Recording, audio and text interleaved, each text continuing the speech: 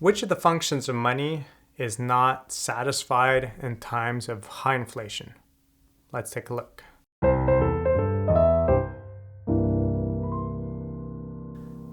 So when it comes to money, the reason why money is so good versus in the past a barter system where you have to have a double coincidence of wants to be able to make a transaction, like I want your chicken, therefore I'm going to offer this wood that I've cut up, is threefold. Money is first and foremost a medium of exchange. So it's an easy way to get these transactions going without that double coincidence of wants. The second thing being a unit of account.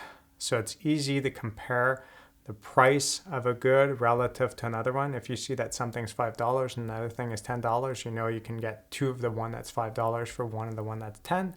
Whereas if you're bartering with everyone, it's harder to have an idea of what's the relative cost of this chicken versus this pig if you're dealing with two different individuals. And the last but not least is money seen as a store of value. So if you think before money existed, if you wanted to store value and you had chickens or you had like wheat, you might just accumulate some of that asset, some of that good somewhere to be able to retire, to be able to keep feeding yourself. So fill up a silo full of wheat, and once you retire, you could keep selling some off and you're going to be able to keep feeding yourself by buying chicken through the use of your wheat. The problem with that was that the store of value could be not great in the sense that if ever something happens to your stockpile of whatever you accumulated, well, you've just lost all of your retirement savings, we can say. So the goal of money being making it easy to keep money aside and keep that value for future times where you don't want to work as much or you don't want to work anymore.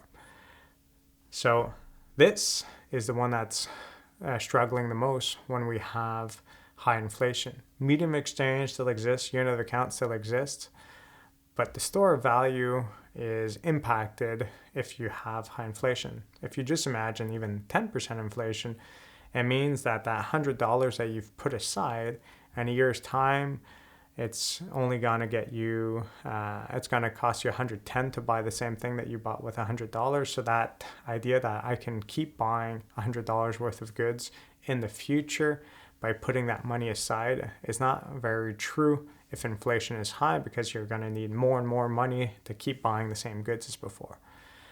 So money is a very good store of value if inflation rates are low, and typical targets is 2%.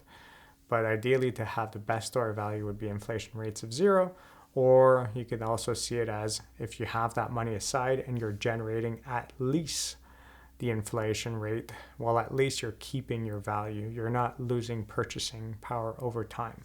And that's the whole concept of real interest rate. You want to have at least a positive real interest rate, or at least 0, so that you're not losing purchasing power over time with your savings due to inflation, that the interest that you generate on it at least compensates for inflation.